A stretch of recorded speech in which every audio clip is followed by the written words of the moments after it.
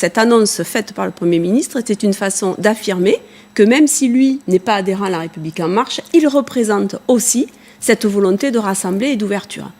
Et de dire, moi-même, je suis capable de dire qu'on peut faire des alliances avec tous ceux qui ont envie de bosser avec nous. C'est ce qu'on dit depuis le départ. Donc vous êtes la droite Ciotti, parce qu'il y a bien quand même deux droites. Et moi, dans l'hémicycle au quotidien, je le vois bien qu'il y a deux droites. Il y a la droite dure, celle qui dit effectivement que la seule différence entre eux et le Rassemblement national, c'est la capacité de gouverner.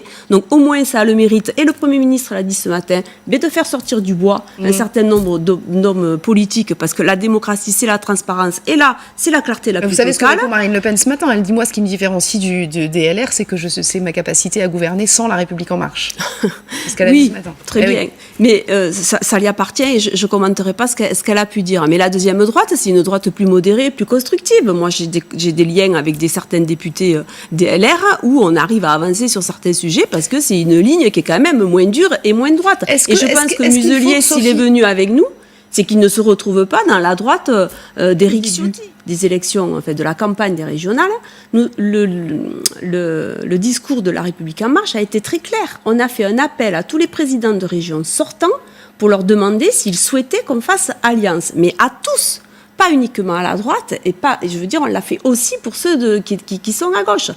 La gauche, moi je vais vous prendre l'Occitanie, qui est chez moi. Carole Delga, elle a dit, il n'y aura aucune alliance avec La République En Marche. Ok, c'est posé, mais pour autant, il y a quand même une logique de dépassement et de clivage politique, et ce depuis le début de notre mandat. Moi, je me suis engagée parce qu'on n'était ni de droite ni de gauche, et de droite et de gauche. 4 ans que je suis quand même en début de mandat, je suis la première à dire qu'au lieu que la gauche et la droite se reconstruisent, parce qu'excusez-moi, mais les dernières élections présidentielles, ça a été quand même camouflé pour la droite et la gauche.